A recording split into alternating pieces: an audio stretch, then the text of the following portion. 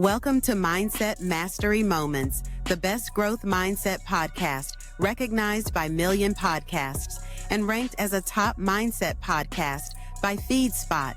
We're proud to be in the top 1% on Listen Notes. Join Dr. Alisa Whyte as we explore powerful insights and strategies to elevate your mindset. Let's dive in.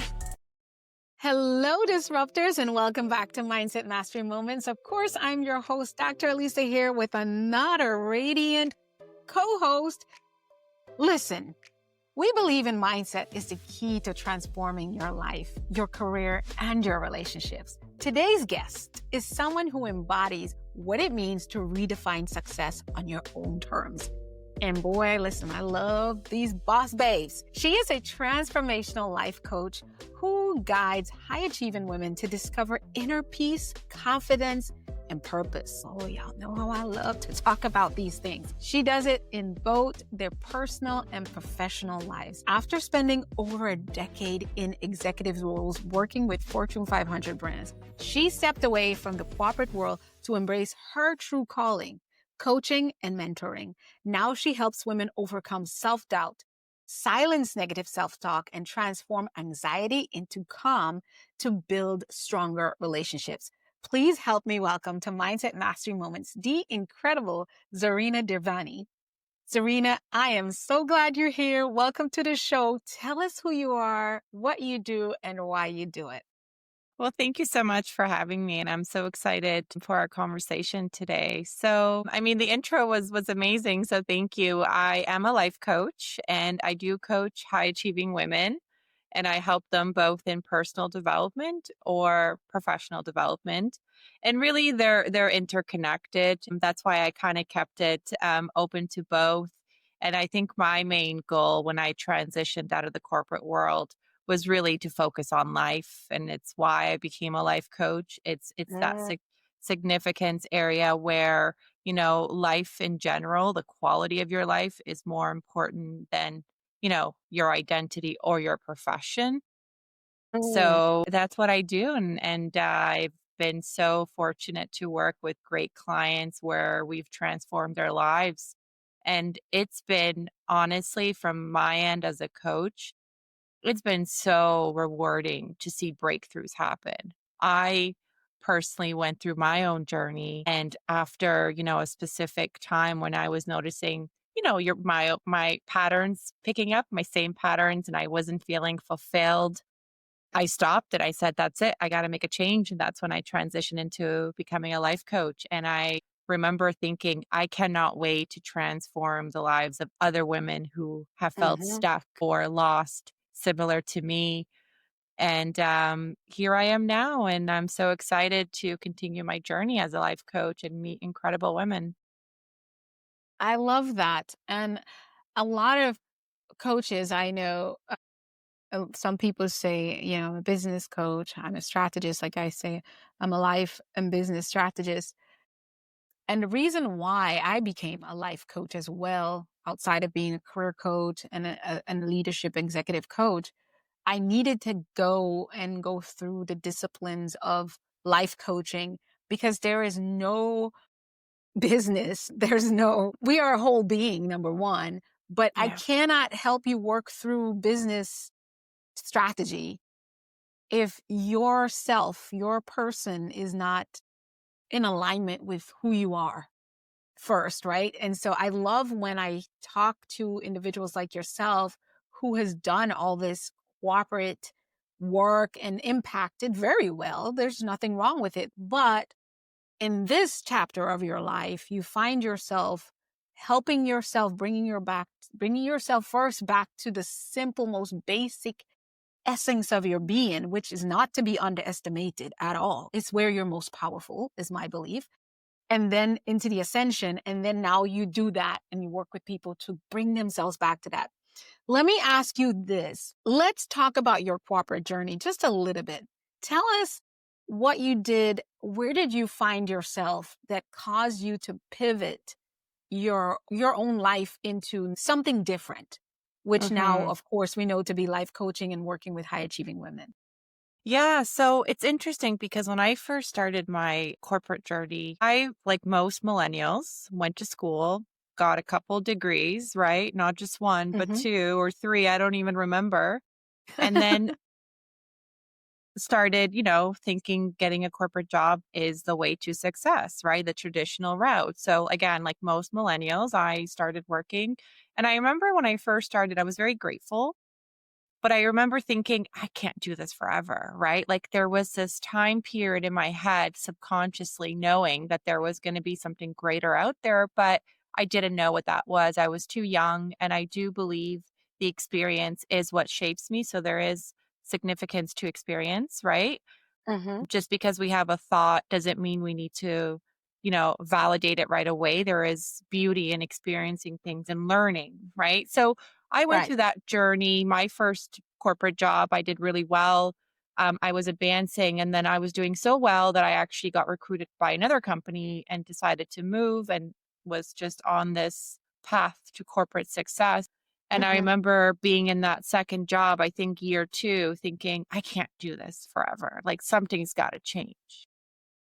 So, I think I stayed with that intuitive or instinct feeling for a while until I transitioned into another job. So, every 2, 3 years, I was moving jobs thinking it was going to give me this fulfillment, when really, Hmm. you know, there was nothing wrong with the positions I had. They were very respectful positions. I worked with great colleagues. Like, I didn't really have anything wrong, but maybe me. I was kind of the common denominator where not that something was wrong, but something felt off, right? So, my third company that I worked for, it was my favorite. And that feeling came back, and I was like, no, like this has to stop. I cannot keep repeating the same patterns. Like, I need to do something about it.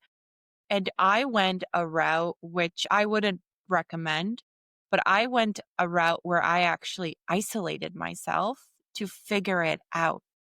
So Hmm. I started listening to a bunch of coaches. I went to a Tony Robbins seminar for 6 days to just get inspired, really. And before all of this, by the way, before I even started my first corporate job, I had done Miss Universe Canada, and I did it, and the only reason why I'm bringing it up, I'm not a pageant girl, it was a great experience, but I did Yeah, it because I felt this connection to having a platform for women.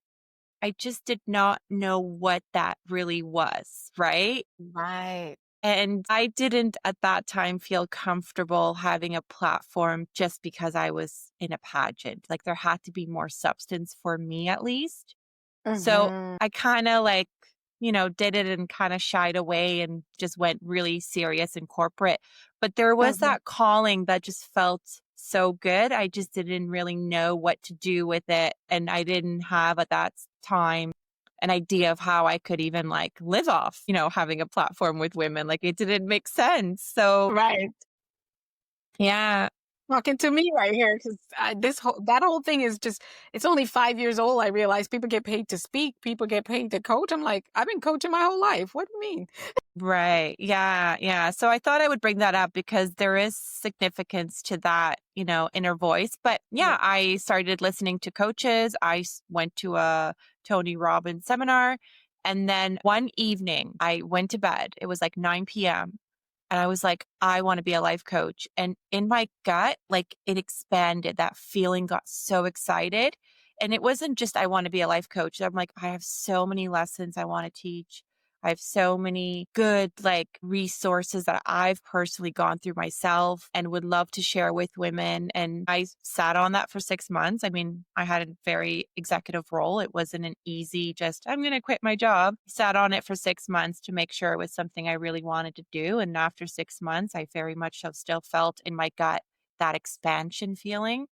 And then I went ahead the next 6 months and got certified and started working on things and officially left the corporate world. And first time in my life, completely invested in myself. Love it. And there's nothing no matter how much it is, and I think a lot of people think about investing in themselves, they think about money or even sometimes time. It's the quality of the investment that is matched to what your soul longs for. So, for example, if you feel called, like you felt called so long ago to Mm-hmm. be on a platform that empowers women, uplift women.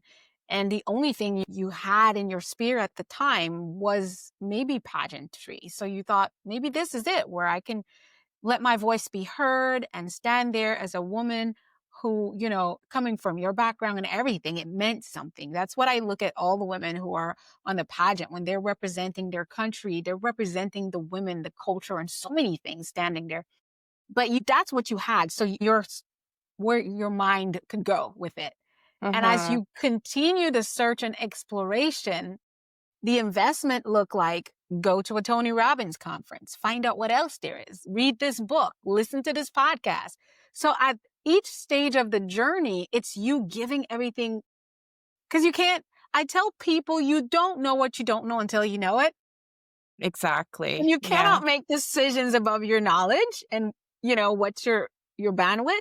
So over time, that just increased because you keep asking, what else is there? What else is there? And then finally, it meant more money. It means investing more money. It meant investing more time, getting certified. And so the meaning increased. And voila, here you are, right? And so if anybody is listening, especially women, because studies show that we will do more of what's best for community. I think we're just naturally wired that way. And when I say community, that could be family, children, all those things. Nothing's wrong with you. You're just created that way.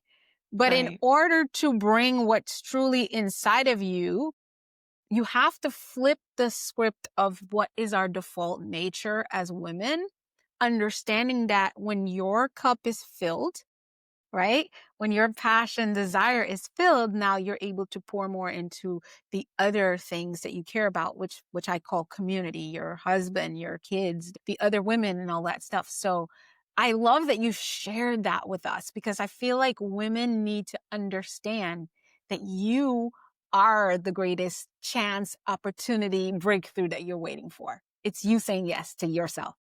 It's so true. Yeah. And I often heard this, like, you need to save yourself. No one's going to save you, right? And I heard it a lot, and I wouldn't Now, not really, that one. yeah, I wouldn't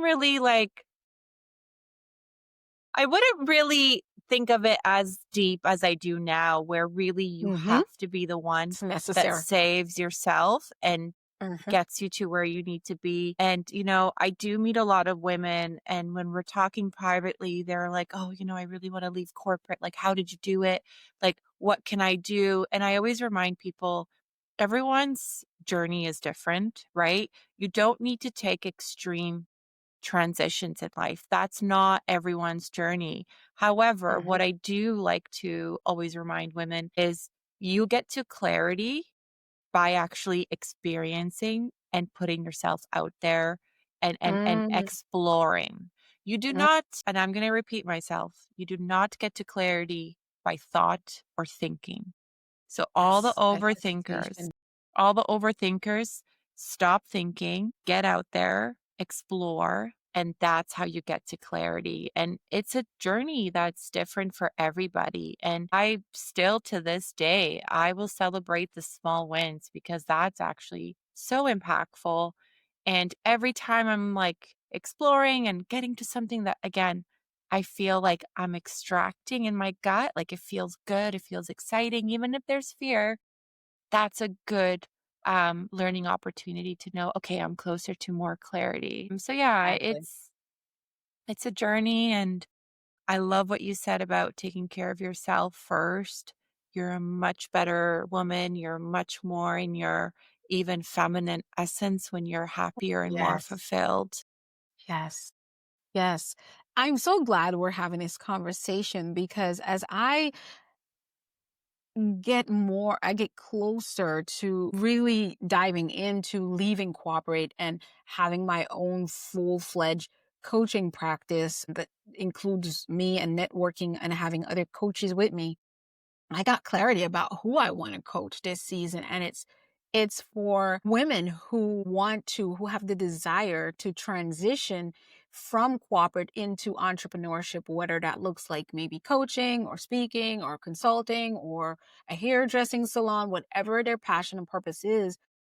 Because I feel like as a woman going through that transition, many a times I would connect with women who want the same, but Mhm. they're afraid. And I get it.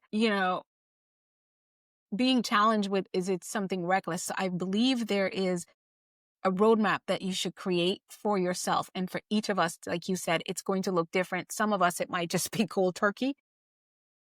Or maybe you just pushed, like I was laid off. I was laid off from corporate and I thought, wait a minute, I show up every day for this job that half of my soul doesn't get to express itself for only Yeah, this amount of money when I can coach someone and help them get a breakthrough and make twice as much. What's going on here? What is wrong with you, Alisa? Because if it's about money, that's if you're just thinking it in terms of money. But I right. would be so rich. Man, I wish I could coach people for free, but I can't. But what I'm saying, it would bring me so much peace and joy. Number one, to control my own schedule. And not only to be able to coach, but have the freedom to be able to speak and do more podcasts and even do an in-studio, all this wonderful Be stuff that's within me. creative. Mhm. Yes, right. Which is Mhm. where, as who I am and how I was created to be, that's what makes my soul happy. And I thought, you know what? How many women are out here right now? And I want to support them with what I've been able to do, Zerina, is for the last 5 years, I maintained a corporate position as a single woman, but ferociously built my space in the world where there's an audience, not just in podcasting, with my speaking and my coaching and my mentoring, my consulting, and even volunteering all at the same time. Not by incident, but strategically. But I was able to build that up for myself while I still own a corporate position in leadership and at least 12 hours dedicated to work per day, 5 days a week.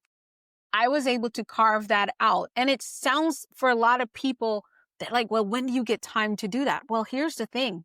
I have to work because the money. I took a pay cut to work in an industry that allowed me to be closer to coaching and counseling and mentoring and business strategy and workforce and getting people from, desire to being clear about their purpose and going into purpose driven work and things like that. Of course, that's one thing I was able to do in the corporate space. It cost me about $18,000 a year, but the money, I didn't feel it because I was closer to my purpose. But I want women to understand you don't have to leave corporate to start to Mhm. walk in your purpose until it becomes when it's a good time for you to say, that's it.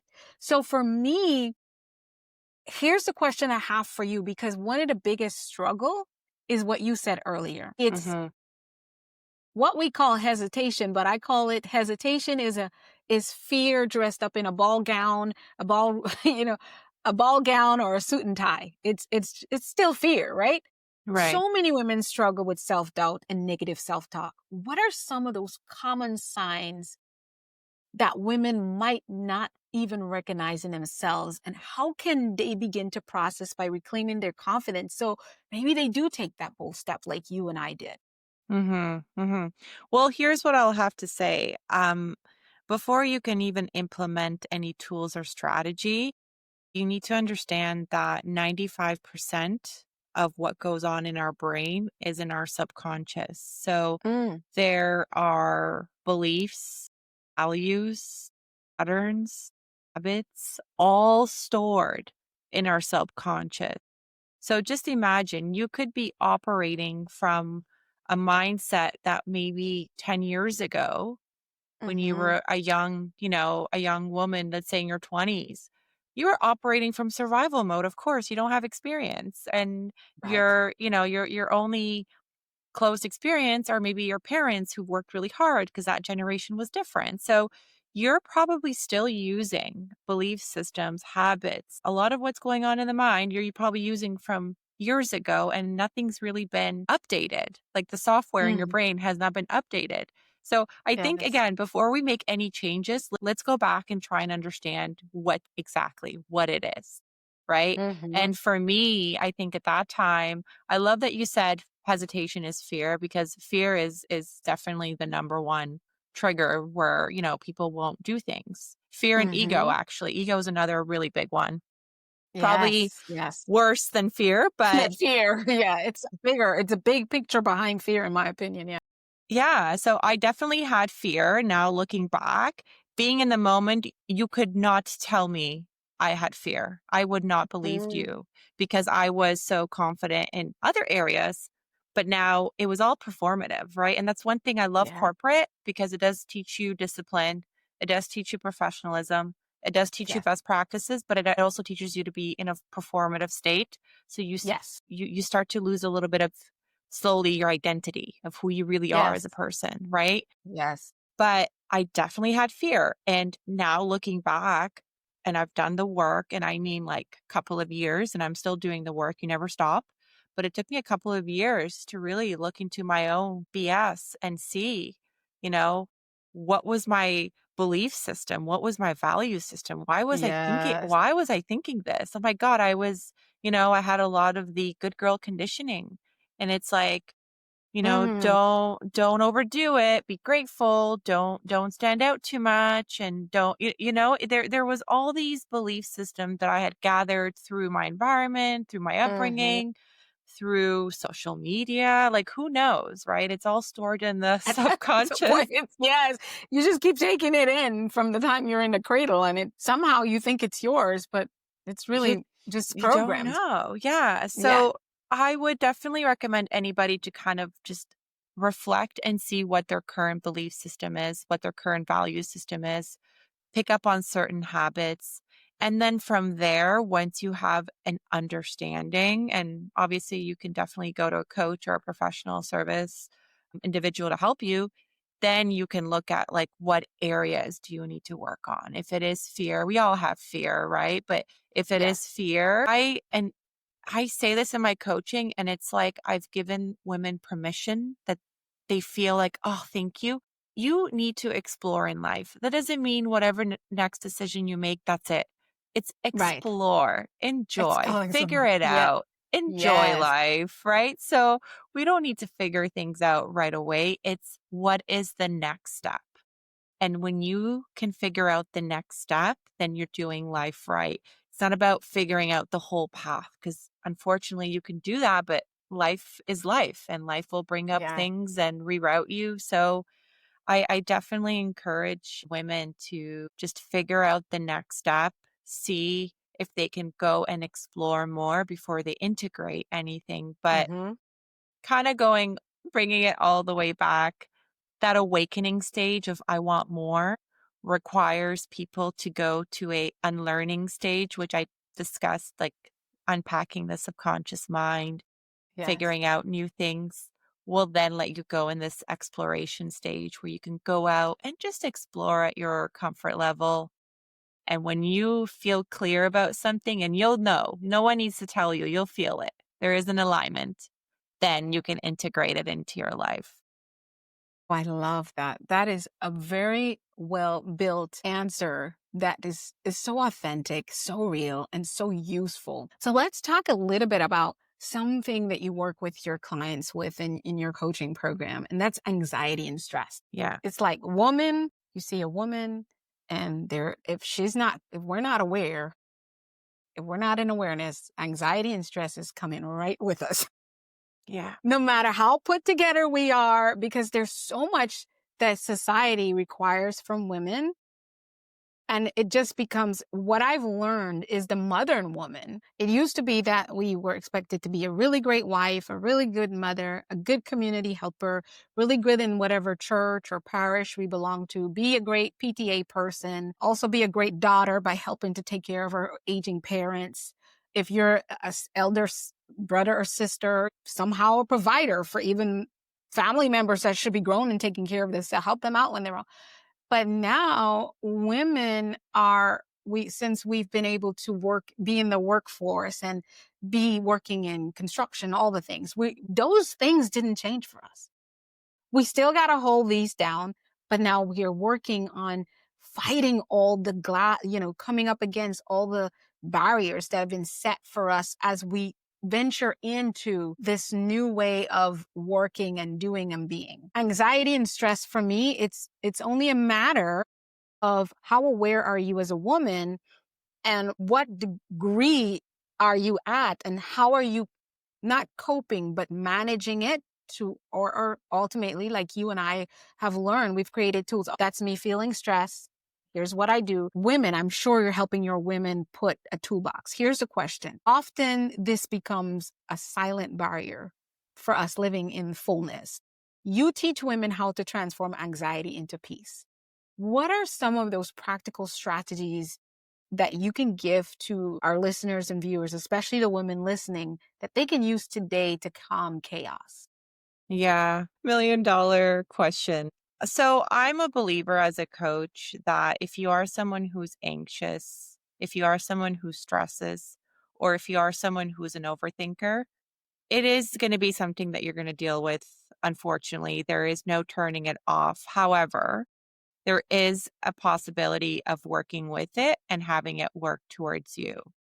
So let's deal with anxiety first, because I think this is a big one. And most of us women all have it. I have it and I still work through it. So anxiety is an alert system, right? And it's really just alerting you of maybe an uncertainty, a urgency, Mm-hmm. it's really just alerting you. Having the ability to understand when it gets triggered. So most of the times, right, it gets triggered during uncertain times.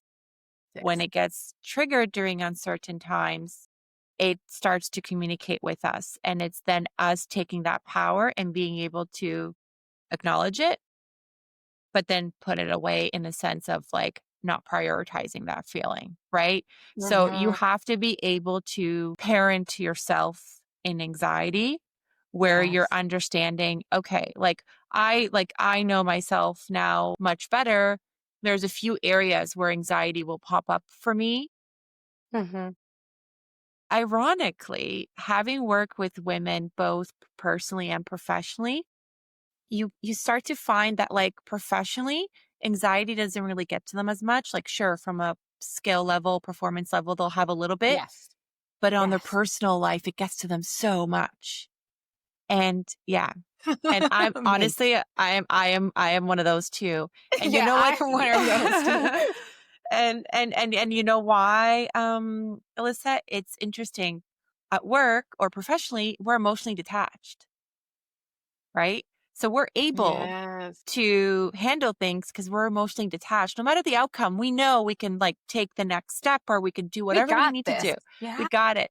But then in our personal lives, we are so emotionally attached and that's fear driven. That's anxiety driven. Yes. So it's finding a Yes. balance. It's finding a balance of how to heal that and how to work on Mm-hmm. that. Right. Or Mm-hmm. I have, for example, clients, personal life, perfect. There's nothing like I have to check in. Are you sure? Everything is great. I'm like, Leave okay, them. but they can't handle a difficult boss. They stay up all night. And I'm like, how? So it's been so interesting finding like gathering data and seeing why. And these are all high achieving women, right? But in certain areas, Yes. they're more anxious than other areas. And it's this uncertainty and it's this emotional attachment. So, understanding the underlying reasons is a good path to then implementing tools and strategies. I A lot agree. of, so, Ooh, I agree. Oh my goodness. It is all about that. And it's again, what I would follow up with that though, since I may be so great at handling my professional stuff and not be stressing about it, for me, it's kind of the opposite. I have become I'm really good at handling my personal life, mhm, but professionally, I still find that's where my struggle is, even though most people would not, they're like, what are you talking about? It's real for me because I would be that person who has some level of anxiety and stress over my professional relationships. It's like we were talking earlier, no harm done. You didn't even get upset with me or anything. But for some reason, we had a different schedule for your, and I was stressed over the fact that it didn't happen when it was supposed to happen. And there wasn't a way, like I missed your connection with me and all that. And I had a little bit of disturbance before I went to sleep that night. And knowing that it was going to be okay, I knew that, but I felt like I somehow failed in my professional connection with you on delivering as said, right? Mm-hmm. And I question where that comes from. If it were, let's say my niece or nephew, where I had to reschedule with them. I'm like, hey, I can't come to your soccer game because I'm running over on an appointment with a client that really, really need me. I know that I'm going to go to their game. They have 3 or 4 games per week. I've made 3 out of 4. So something like, okay, well, but I just took a minute to let go of not doing that. What is that? What is that? Yeah. Well, I'm really glad that you're sharing this because I'm sure there's so many listeners probably going Yes. through the same thing. Here's what I've figured out in my practice. So as women, we are so good at prioritizing tasks. We need Mm, to be much better at prioritizing our priorities. And mm, having worked in corporate, I've worked alongside great men and a lot of men. And that's one thing I always picked up on with them is they're really good at prioritizing their priorities. Whereas tell us about women, yeah, whereas women, we will prioritize our tasks. Here's what I'll say. Every day I've got 3 priorities. Okay. And it hasn't changed for a while. It could shift later if things change in my life. Priority number 1 is work, right? Yeah. Priority number 2 is self-care. Yes. Priority number 3 is connection. If in my day, okay, if in my day I worked, I know what I need to do, I know the hours I need to put in, that's okay. And then self-care, I know I need to take care of myself, I need to eat right, I need to go to the gym or go for a walk, like it is a priority. Or if something comes up, let's say later in the evening, a friend calls me, my mother calls me, I want to go see somebody, I make room for it because it's in my priority.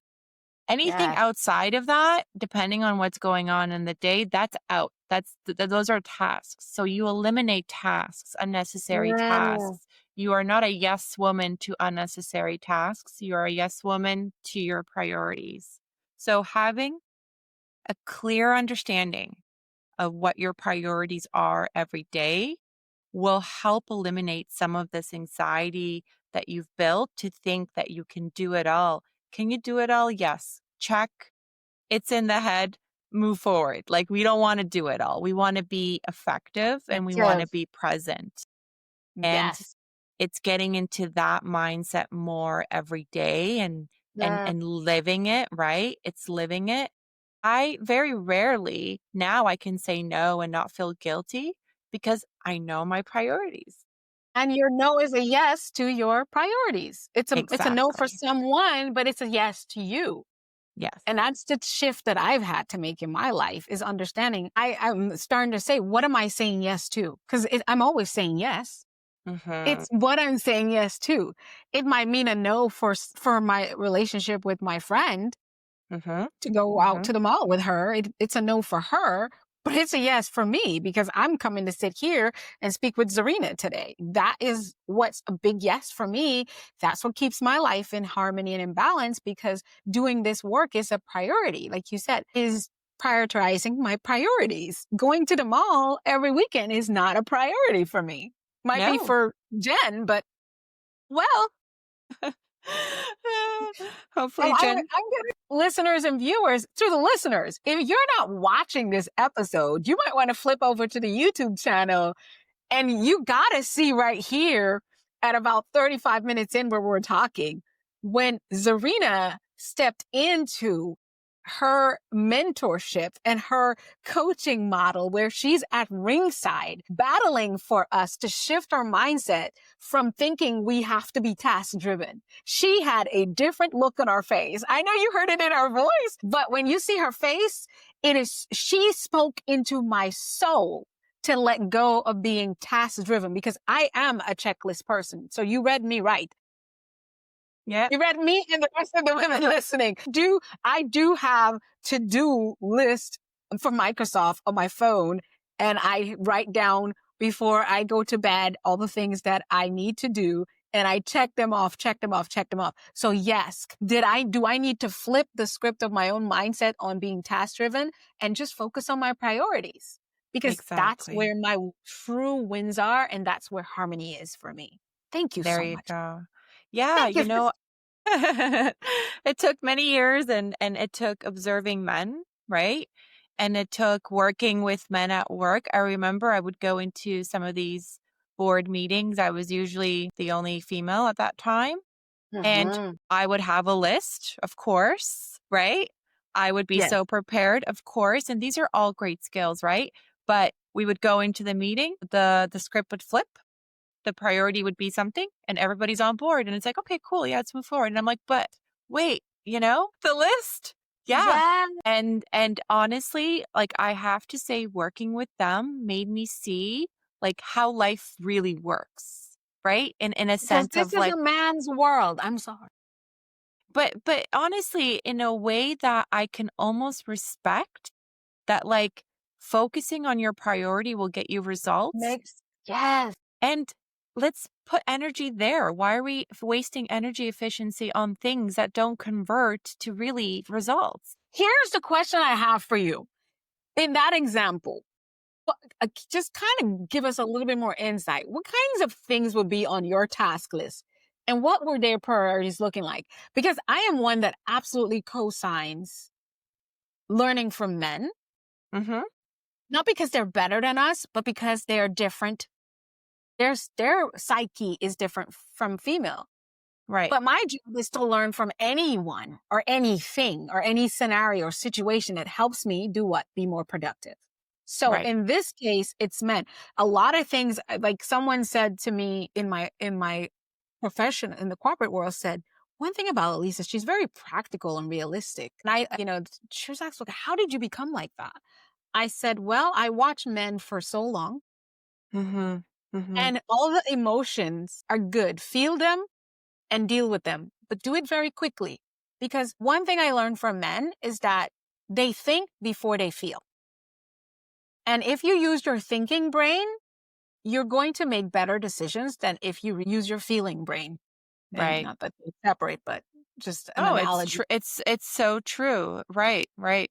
It's So so my true. feelings are like, oh my God, why did she be like that? Oh my God, is she mad at me? That's my feelings. So Mm-hmm. feelings, hello, thanks for coming by, but you got to leave now. Thinking Yeah. brain is I'm in this decision in this situation, and what do I do to pivot safely and get the desired outcome? Mm-hmm. Men do it on autopilot. For a woman, we have to practice it. Most of us do. Some of us are wired naturally to do it.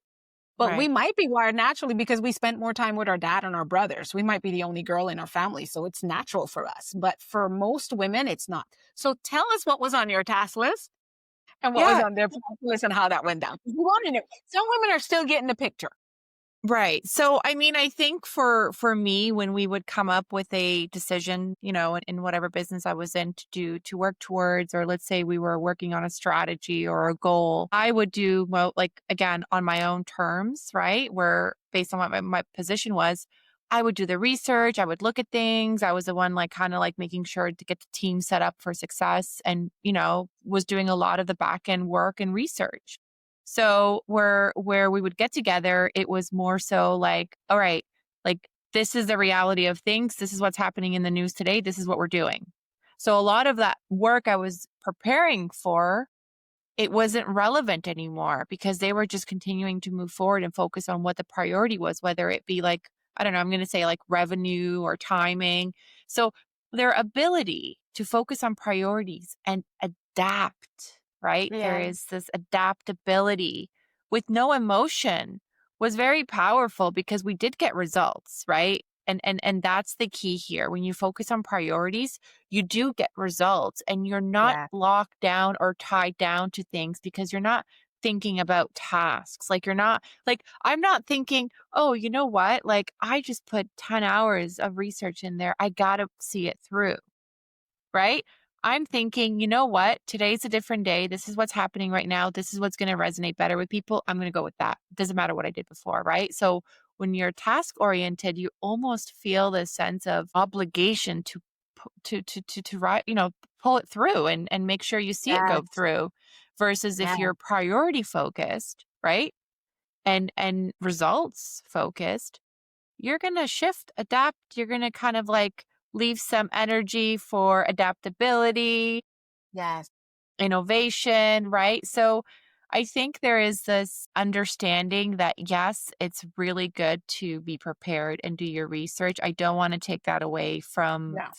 this, but I think the energy efficiency, the default energy efficiency should be spent on your priorities and not on your tasks. Absolutely. And we spent a good 10 to 12 minutes on this because I believe this is where a lot of us women get stuck.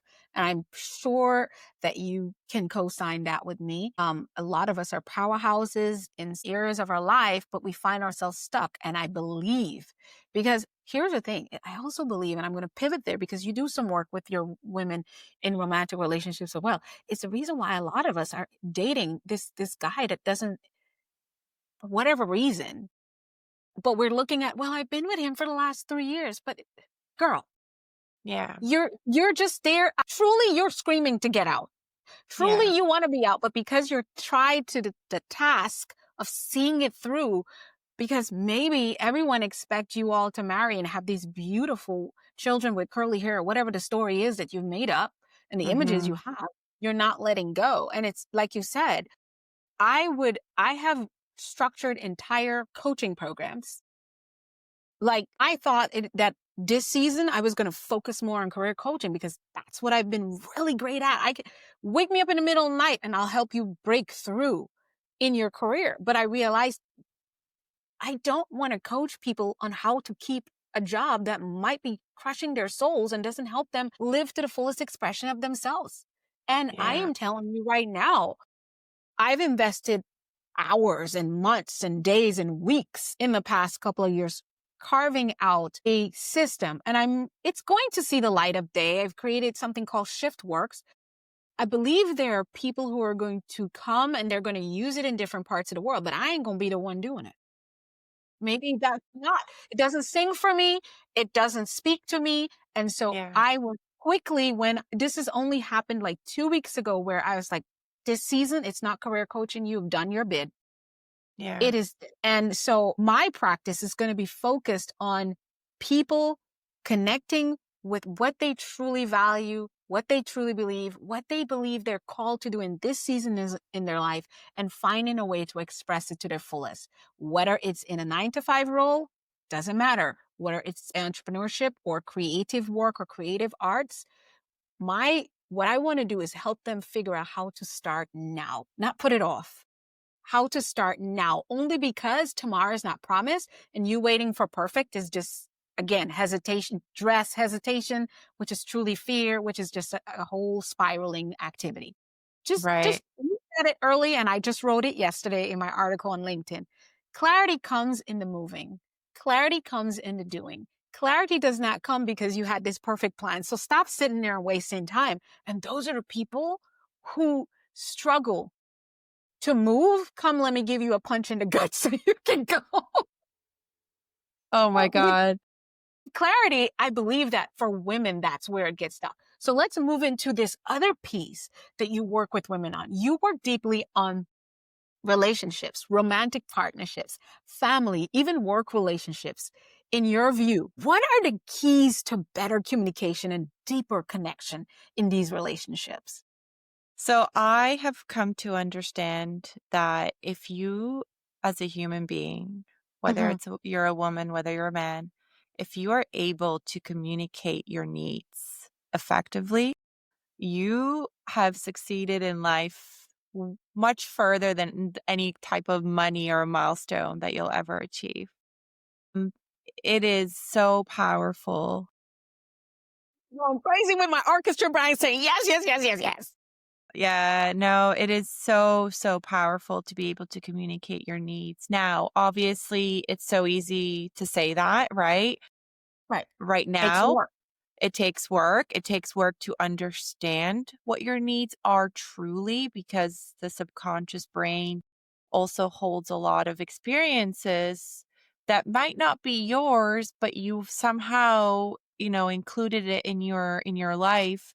So it Hmm. takes a lot of work to really understand you as a person, what your needs are, what your values are, and really hold that to you dearly, right? Like, I have, for example, like 3 non-negotiables, no matter what, it is a no, right? Because Yeah. I've done the work. I have my value system, and it's not about being fixed. It's about knowing yourself, and knowing yourself to a point that's realistically, and you're still being humble, right? So picking Right. 3 important emotional needs, for example, that's a Yes. very good start. So bringing it back to relationships, I love the idea of relationships. I mean, I almost even went into relationship coaching, but I'm so Yeah. obsessed with life and a life But strategist.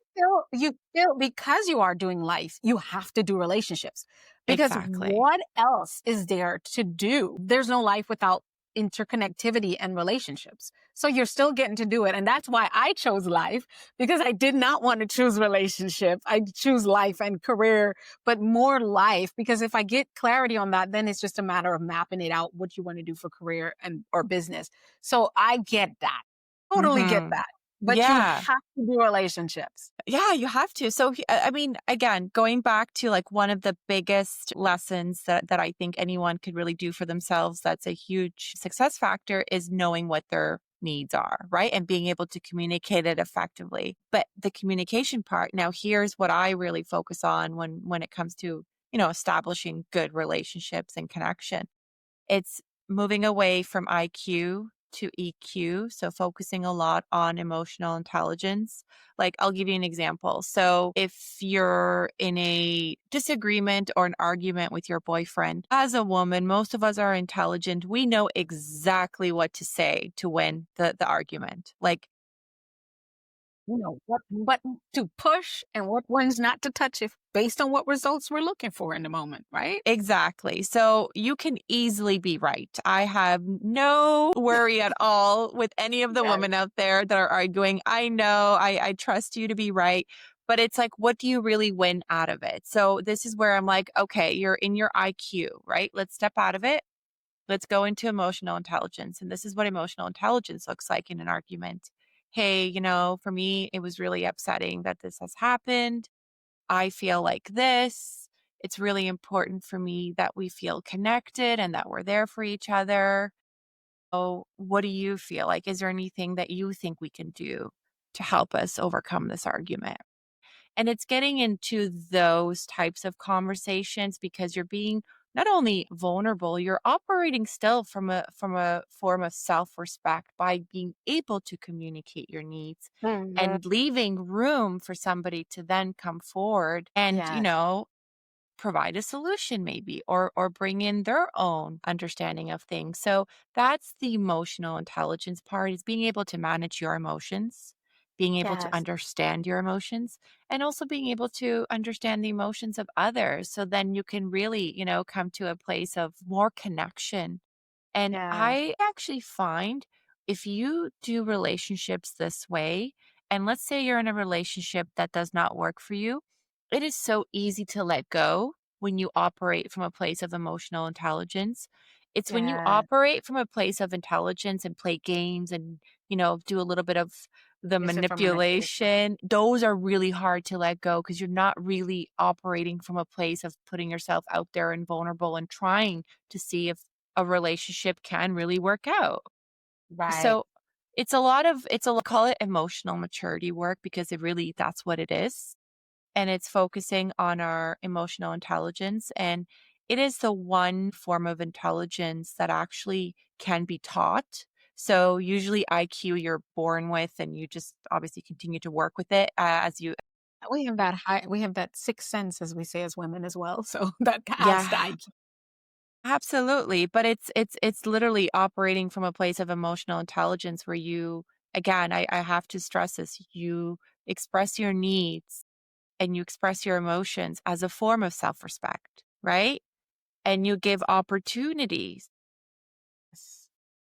for, overcoming challenges or for things to heal. Because it's during challenges that I think really tells you the quality of the relationship you have. It's not during good times, but you Yeah. allow the space for that to either heal and strengthen, or you figure out, okay, this is obviously, we value different things and it's not going to work long term, but you're making decisions honestly from a place of emotional maturity where it's so much easier to get out of it and let go and then move forward and find something that can match your energy more. So I'm a huge component of emotional intelligence. I teach it a lot in the relationships. It's also in the workplace. I mean, I personally used it so much in my corporate world, and it only strengthened my relationship with executives I worked with and clients.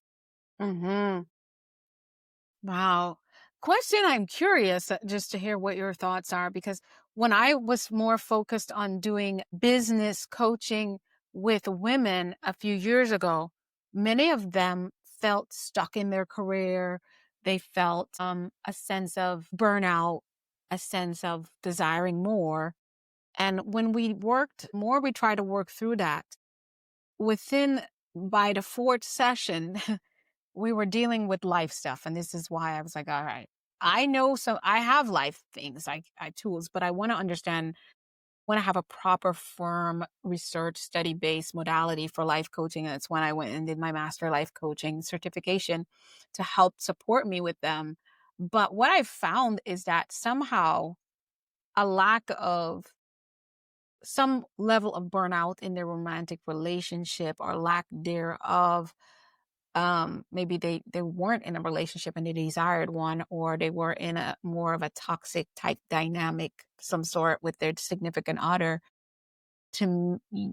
What we found is that a lot what a lot of the childhood things that hadn't healed, this relationship was reflecting.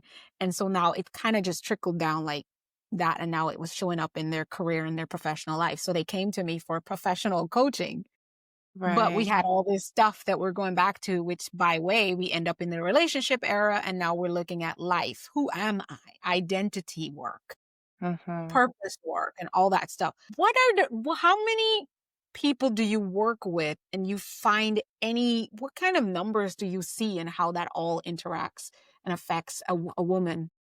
Most of them, honestly, most of them, we have that childhood wound, right? I call it Mhm. the wound because, Yes. trauma is it's hard when someone has childhood trauma, and I would recommend they see a therapist. But if you've got a wound, that's where like really coaches are good because they can obviously see what that wound is if you have Yes. further conversations.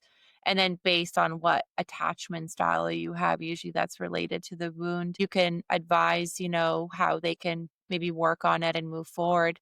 50% of the adult population are in a secure attachment style. Yes. I think it's 25% are avoidance, 20% are anxious, and 5% are anxious avoidant. Knowing knowing that 50% of the world's populations are dealing with some sort of childhood wound gives you a good Yes. understanding that, there are going to be um challenges to relationships. And I think starting with your childhood wound, knowing your attachment style, knowing your triggers is important because it can come out personally or professionally if Yes. it's not healed, right? And a lot of the Yes. healing you have to do on your own. And as a Hmm. coach, I can see pretty quick if someone is anxious or if someone is avoidant or if someone is both. I can pick up on that pretty quick based on the work that I've done and research. And it's something that you need to bring up, right? It's important. And I usually say this to some of my clients and it like rings like, Zerina, I still hear your voice, but it's a it's confrontation is a Hmm. conversation. That's all it Hmm. is, right? It's that's all it is. It's just a conversation. And Hmm. how do we have that conversation? Well, first we need to understand what we want to say. So it's taking a step back. It's getting in a observant mindset rather than absorbing, right? Right. Absorbing. So it's being able to observe, understand, back to my point earlier, If you can understand what your needs are, you are literally killing it in life. But it's so important to be able to communicate your needs. And then from there, obviously, allow things to unfold naturally. But you've done your part. And when you've done your part, you are much more relaxed, you are Mm-hmm. clear, and you can move forward and attract the energy that you are yourself putting out there, right? But I do get in most of the, honestly, probably most of the conversations, even some of my very conservative clients, Yes. we get into conversations about childhood wound, and I have to be able as a life coach to see their reality, see their blind spots, and reflect it back in such a compassionate way. And we start talking about things. And unfortunately for women, and this happens with a lot of women who do it all, which is Mm-hmm. which is which is interesting because I admire the effort so much. But then on Yeah. the other side, I have to ask, hey, are you really living your true self-worth if you're doing it all and doing it for everyone? Because I don't think Yeah. you are, and it's having Obviously, they're that not happy. conversation. They're Yeah, not and it's fulfilled. I mean, happiness is a state of mind, but their fulfillment is lacking. It's why they're here with you. yeah, right? And it's hard though because it's a hard conversation to have. Like self-worth is so important to us high achievers. Nobody can tell Yes. us, it's that's an issue, but when you are doing so much tasks, remember? Mm-hmm. And it's like, are you really honoring your self-worth right now? Like, truly. And that's when they start to get that energy like, okay, that's it. Like, no, like, I am not, I'm not Not. going to be doing these old patterns anymore. I got to shift. I got to change. And a lot of times, I've been through this personally. Every time I've gone through a burnout, it's because I was in this long-term period of performative state, performing, performing, performing, doing things, external validation, it was never from a place of internal alignment I got burned out. Internal alignment. And I love that because if you talk about the internal locus of control, the external locus of control, and all that. But I love the word alignment because you can't if your car if one of your wheels are offline, you're gonna have problems and you're gonna have a flat tire sooner or later. Mhm. And that's Mhm. burnout, right?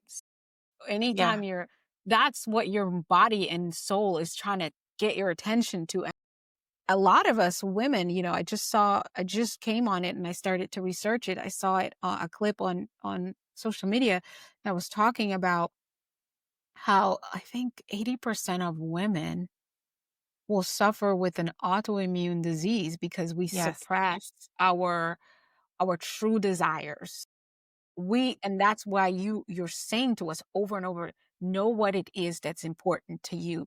Know what it is that you truly desire. Know what it is that you call them the non-negotiables, which is what I call them, so that you can communicate that. Because Yes. that is where the fear, the should what I'm trying to scare women straight with is that you can actually get really sick, Yeah. It's so true. medically ill Yeah. by suppressing all this stuff, all your goodness, right? And just focusing on winning and having these tasks done and making sure everyone around you is okay. And then you're the one curled up with Hashimoto's, all these different avoidable Mhm. autoimmune diseases. Look it up. I didn't make this up. This is the latest research. And how did I know? Because ladies and gentlemen, I suffered an autoimmune disease, and the way I manage it is not only through diet and exercise and balancing my stress and all that stuff. It's literally staying in alignment with where and what my soul desires to do. So, Alisa, do you want to go to the football game? I want to spend time with Zerina, but I don't want to go to no damn football stadium today. I want to go to the backyard and have a nice glass of wine and put on a thing on the projector. That's what I want to do. And guess what, guys? If Zarina decides she want to go to the game, I'm not going to be mad at her. Go, call Jen. I am so fulfilled. I'm not waiting for someone to come over and do this with me. I will put that projector up myself in the backyard and I will pour me a glass of wine and I will shake it and I will put my would laugh and I'm going to watch my movie and I'll be so happy. There was a time in my life, Zerina, where that would be the most insane thing to do. What do you mean Yeah. you're going to go to the backyard and watch a movie by yourself and drink wine? What do you mean you're going to go to a club and dance to cha-cha slide by Yeah. yourself? You're not going to, you got to call someone. Those were my beliefs. And so I was not living my life. I was waiting on people for permission. And Mm-hmm. I was also waiting for or doing things just because that's what we do. We go to Mm-hmm. church on Sundays. Well, I don't want to go to church this Sunday. The first time I told my mother, she looked at me like I was still living with my mom. I think I was like 17, 18. And my mom was like hell you won't. You going to church. Who forces people to praise God anyway? And I remember that, but I had to go because I lived in her house. And so when I became an adult, if I didn't feel like going, I didn't go. And I remember calling the pastor because I go all the time because I want to go. And then I said, hey, I don't want to go. And she threw a fit. And that's when I decided I ain't going back to church. Because how Mm-hmm. can you throw a fit when I tell you I just need a break away from you and all them people over there? So Yeah. I was in this back and forth. Nobody did it better than me when it comes to looking for the external. And it didn't seem that way because for all intents and purposes, I felt like I was fulfilled. But what was that silent, that quiet howlness inside though? What was Yeah. that desire? There's got to be more than this. Why does it seem so mundane? I Mm-hmm. just, it was that. It was me not listening to myself. I didn't know. I didn't choose.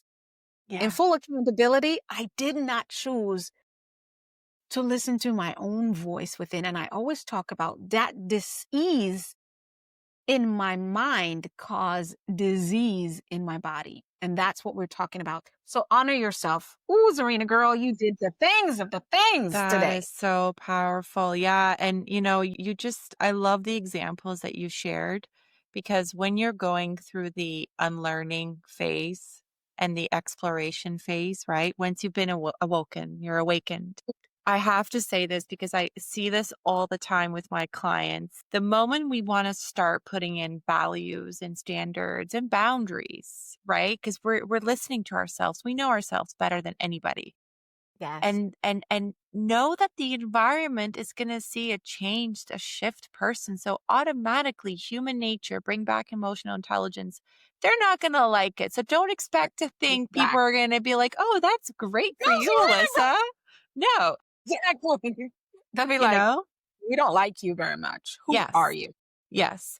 And expect it. And that's when you're clear, the noise is just the noise. You see the vision clearly. So don't worry about that. I, y'all can Focus. see me. I'm going, Yeah. Exactly. You got to focus on what's good for you and stay on that path. And that's when you build resilience. And that's when you honor yourself and your body and your health, right? yes, Like the moment we put in boundaries, I say it's funny. It's not really funny because I've done this too, but it's the human experience. I'll have a client say, this happened and she said this and he said that. And I'm like, okay, but did you put in the boundary? Yes, that's it. You stick to it. And when somebody doesn't like it, you withdraw energetically. You're still yes, graceful because that's who you are as a character. You right. withdraw. And people Yes, eventually will pick up that that is your boundary and that is your consistent behavior, and then they will respect it. But you got to put the time in and understand people will have to go process things their own way too, right? yes, You focus yes. on your path. So it is really, you brought up the health related to women's stress. It is so true, by the way. It is so, so true. And I think if we don't start honoring ourselves from a form of self-respect and taking care of ourselves, it could very much so lead to health issues in the future. And good luck reworking that, right? When you It's still a have, hard. That's because you're left with it. While you might become awakened, as you said, I love that word. Now your body is done crossed over the line of now I have this illness that I have to manage. Well, I can tell you, do yourself the favor and not have to manage an illness that you can yeah, almost avoid. I'm telling you, go look it up, go research it. You can most likely avoid the illness when you get right with yourself. yeah. Oh, I love that. I love that. Get right. Get it right. I mean, J-Lo said, get it right. Well, I'm saying get right with yourself. Forget everybody else. Because those who matter don't mind, and those who mind don't matter. And some of them will mind for a while, and then they'll come right back. Like Zerina said, just keep doing you, boo. Once you do you, and you do what you're responsible for, everything else falls in place. And then you get to sit there and think to yourself, what a wonderful world. When crazy stuff is happening, you're still at peace because you're at peace with you. Exactly. Exactly. It's a mastery. Once you get there, and Alyssa, you know, right? Once you get to this stage, and we're just learning, okay? We're still practicing this, right? I've spoken to women who have inspired me, and I can't wait to get to my To get to that 50s. level, right? Yeah, right? Or 40s, and yeah, exactly. And you once you get to this level, you see and you look back and you think, and I'm going to use this word again, you think, wow, all that energy, your energy efficiency was spent on your Yes, tasks, on things yes, that were not good for you, good right. for others, but really, it puts into perspective of how important it is to have that conversation with yourself and have that mindset Yeah. shift. Because once you get to the stage where we're at and we're continuing to go, It you all makes don't sense. go back. Yeah, you You don't don't. want to You ever would go back. never. It is one of those things I could say. I haven't seen anyone who ever goes back once they Yeah. experience this level of living, this breakthrough. And it's funny, Serena, as we're talking, Serena, I had this image in my head. Like we're sitting here, I call them success keys, right? We're sitting here dropping success keys, right? We're giving you, it's like life gives you a big bunch of like 150 keys, right? But here comes Alisa and Zerina, and we're like, Jen, the key, this one that has K on it, the only key on the bunch that has K is the one you go turn and unlock the door. But here you are. Okay. You didn't even listen. You didn't I hear know. us. You heard us, but you stopped and got ice cream. Then you went and had a spa day. And now you show up at the door and you're over here taking all the different keys and you're trying all of them. Why do that? We just give you the cheat code, right? I know. This is why I'm telling you guys, the biggest cheat code in life is having a coach or a mentor that aligns with where you want to go. So you're listening to Zerina today. And again, I always tell you guys, the guest doesn't come on the show telling me that they want to offer you anything. I'm the one who is saying, because when you're listening to a conversation and you're hearing someone saying something over and over again, and it's alignment with what you desire, and they're exemplifying a place you want to go, that is already your mentor in that moment. Like she's giving you mentorship right now because you're here now. But how about you continue that relationship and go deeper with her so you can really get the work done? And again, they talk about time travel. This is how you, life's time travel is big time. If you don't believe in all the other supernatural metaphysics stuff, you can time travel by having the right mentors. If you're hearing her, you might be called to work with her to get through those things, whether it's an ongoing coaching or it's a strategy session that you pay for here. It doesn't matter. Just reach out, right? I'm saying that way earlier. We're almost there, but I'm saying that way early because you have to understand, I didn't have anyone in my life like me or Zerina. Yeah. Everybody was just saying, pray to God. They were just telling me things that have been said for years and they meant well, but I didn't have tools. But I didn't take that as you know what, that's it. I kept looking. My growth mindset, I would say that's one thing I know for sure my mom gave me, is to be curious about what else is there. What else is there? And she told me, you can be anything you wanted to be, which is the US Army use it, be all that you can be and sign up to be in the Army. Well, she said, you can be anything you want to be, but you just have to know what that is and go after it and let nothing stop you. And so I wanted to be a better human. I wanted what my great grandmother did. I wanted to do that times 100 and leave an even bigger, more beautiful legacy for the next generation of women in my family. And so that desire just kept going, and then it turned into whatever, just like Zerina went and she was Miss Universe Canada. And she did that and she's like, okay, this in it. Okay. But there's more. And she kept digging. That's it. That curiosity. But having the cheat code of a mentor or a coach that has done the damn thing and break through to that next level that you want to get at, that's it. That's time travel. All right, Zerina, flip the script. We got to ask you. This is one of my favorite parts of the show where we call it flip the script. It's where we ask you to share with us a moment when you had to completely shift your own mindset to move forward. Tell us, what was that time? What was the mindset shift? And how did it change the outcome? Oh, wow. Okay. So I'm going to use one that was very impactful. It was a relationship. I'm sure, like all of us, right? We Yes. all have that relationship where we know it's not good for us, but we're sticking for potential. I think Mm, that's probably as realistic as I can put it. And yes. love is the one area. It doesn't matter how smart you are, who you are, what you have, we all struggle with. So, yeah, It it is. puts a I whole know. big blinder on you. You can't see nothing. But I do want to share this because I think it's important, especially if there are women listening that are high achievers. Uh-huh. I had put myself in a situation for a couple of years too long where I was, investing in a relationship with someone who was emotionally unavailable. Mm, And at that time, I thought I was, doing good by being loyal and trying and, all these good girl conditioning behaviors that we're taught to be. And after, of course, I left that relationship, but after reflecting on it a couple of years later, I mhm. realized how I was emotionally unavailable because I was attracting emotionally unavailable men. The awakening, yes, there was this awakening where it's for me very important to be all about accountability, right? I think we can easily in relationships get in these victim roles, and Yeah. it's Or who did all this? about accountability, right? Is why was I attracting this? Why was I putting up with this?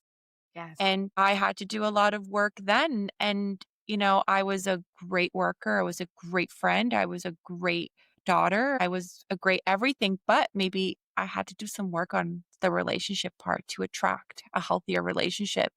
And I came to that conclusion myself. I wish I had a shortcut and had maybe spoken to a relationship coach earlier and saved some of the energy. But it was definitely an eye opener. And I think be mindful of what you're attracting because you could be subconsciously reflecting that. Mhm. But I think, again, a lot of high achieving women will attract the emotionally Emotional availability. unavailable or avoidant. There is this Yes. chemistry that works, but it's not healthy. Yes. And there are two types of relationships that you typically get into that are the most impactful for you. You've got the karmic and then you've got the soulful one. There's a lot of Yes. karmic relationships out there. Just know if it's karmic, be mindful of it so you don't feel that the connection is soulful. It is there to teach you a lesson. You learn that lesson and then you It walk has an away. end. Yes, it has an end. Yeah. Mm, And you look girl. for the soulful one. So hopefully that's something personal. I don't typically share it, but I think it's really important because there is a connection to high achieving women and us, Yes. unfortunately, attracting emotionally unavailable men. I have to I'm going to say 100%, and we so honor you for giving us the opportunity to hear you say that, and I will co-sign with her and say in my own level of vulnerability here, that is something I have done.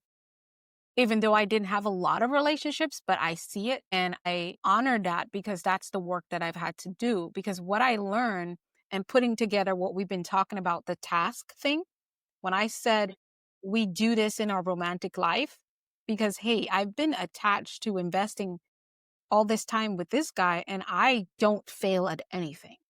As a high Right. achiever woman, we don't fail at anything. That's just how we are. We win. No matter what, we will overcome this. So we look at this unavailable guy and think somehow or the other, if we do all these things, we're going to win. We're going to win them. We're going to bring them over to the light because they're on the dark side. They're closed-hearted. They're closed-minded. They're emotionally unavailable. So because we have all this light, we have enough light to lend them ours. But all you're doing is draining your batteries.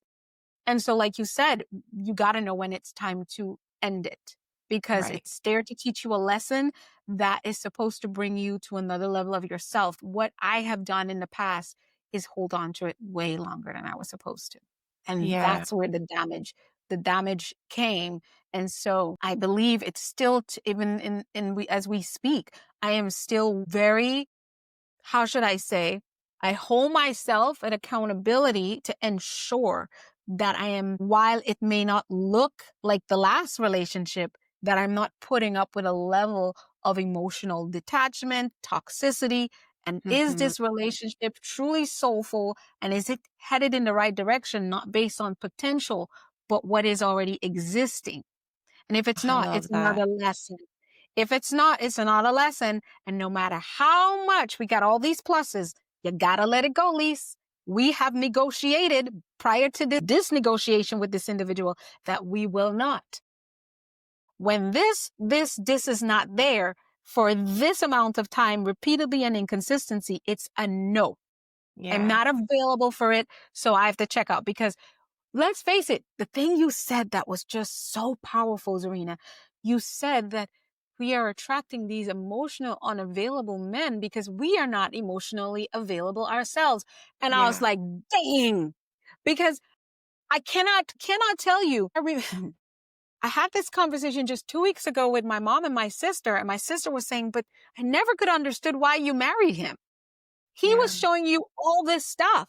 And you just gave me the answer to that question because I mean, all these years, right? It's been 9 years since our separation and divorce, but you still can learn from so much. As a matter of fact, a lot of what you've done in the past, as you go through life, it gives you breakthroughs for your present and for your future. So I allow myself to keep learning from that scenario. What you just taught me is that I was emotionally unavailable. Girl, at 17, I started my own business. Yeah. And then I was doing volunteer work with the government of Guyana for education, writing policy for early childhood education, which Wow. they didn't have. Yeah. Doing that, girl, I was busy and I was fulfilled. So whatever he had going on, it was good to have and I told someone this, I said, people don't understand. It worked for me to have a long distance relationship and not to have a guy in my face every day trying to take me out. Because I was Hmm. busy doing what I love. I was conquering the world and serving people. But again, that's where that checklist, task driven oriented girl that did not check to see, well, am I still connected to this mission? Or am I Yeah. just hanging on to this mission? And I did that in the relationship. So when all that toxicity was looking at me and I was being dishonored, I didn't let go. I still wanted to win that one too. And I was like, Yeah. let's face it. I'm saying he was selfish, but guess who else was selfish? Yeah. My selfishness looked different Yeah. from his.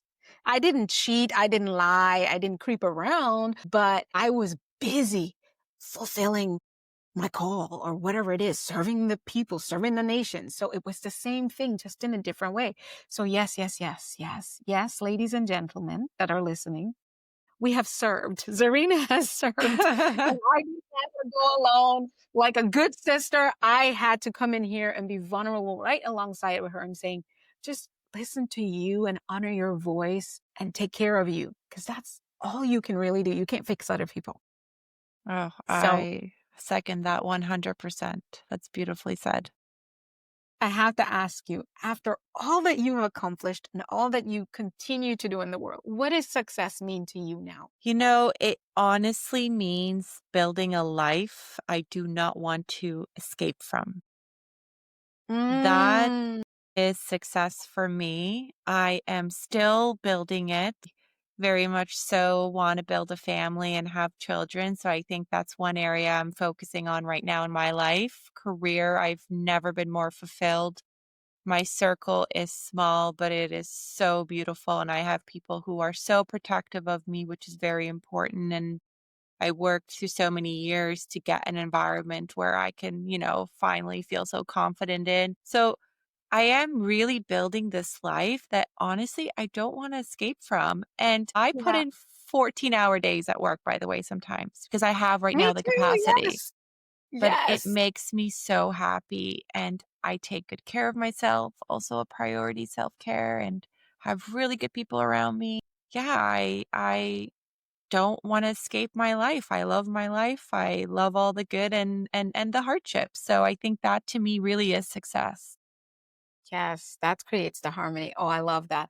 I'm listening to you. I said, is creating a life that I don't want to escape from. I love that. I love that is a powerful quote. This is mindset advice to go. We give you the 90 seconds to I step away from the microphone and the camera to give you an opportunity to speak to our listeners and viewers on a life tip that you would love to give them a mindset bite so they can have that in their pocket and pull it out and use it anytime I step away. Here we go. All right. So I would have to say a powerful mindset strategy that you can do and you can implement it right away is get to a mindset where you're observing versus absorbing. So what you want to do is you want to be calm. You want to observe visually. You want to listen to actually listen. You don't want to listen to respond. And while you're observing, you can then process the situation in a way where you're just calm, you're collective, you're not anxious, and you can choose to respond whenever. And again, this observe versus absorb is a mindset hack that will help you so much in your professional and your personal life. So powerful. So powerful. Thank you so much, Zerina. Zerina, it has been such a rich and empowering conversation. Thank you so much for sharing your story, your strategies with us. For those who want to connect with you, can you tell us what is your favorite way to connect with you? Yeah, absolutely. Well, first of all, Alyssa, I've really enjoyed our conversation. So thank you so much. And for anyone out there that wants to reach out, have a conversation, or looking for coaching, I can be reached at www.zerinalifecoach.com. So that is the best way to reach out to me. There is a contact section and you can fill in basically some areas that you're looking to maybe talk to me about. So that's one on Instagram, Zerina Life Coach. I do share some hacks there. So it's always good to kind of like, if you're looking to just even, follow me or not necessarily looking for services, but there are a lot of science based and just being a woman. And I will share some stuff there that I use in my coaching, which is always nice. Absolutely. You guys heard it. And as you know, we don't fail to put it in the description wherever you're listening and watching this episode. ZerinaLifeCoach.com is there. And, social media is such a great, simple way as thought leaders and coaches. We do share a lot of our tips. So it's always a good place to start. So just go follow her at Zerina Life Coach on Instagram. That's you're going to get a lot of stuff from her there. Thank you again for joining us. And to our listeners, I just want to remind you, keep mastering your mindset. Think, speak, do become. I'm Dr. Alisa, your number one mindset disruptor, with my co-host today, Zerina Derveni, saying we'll see you next time. Bye-bye.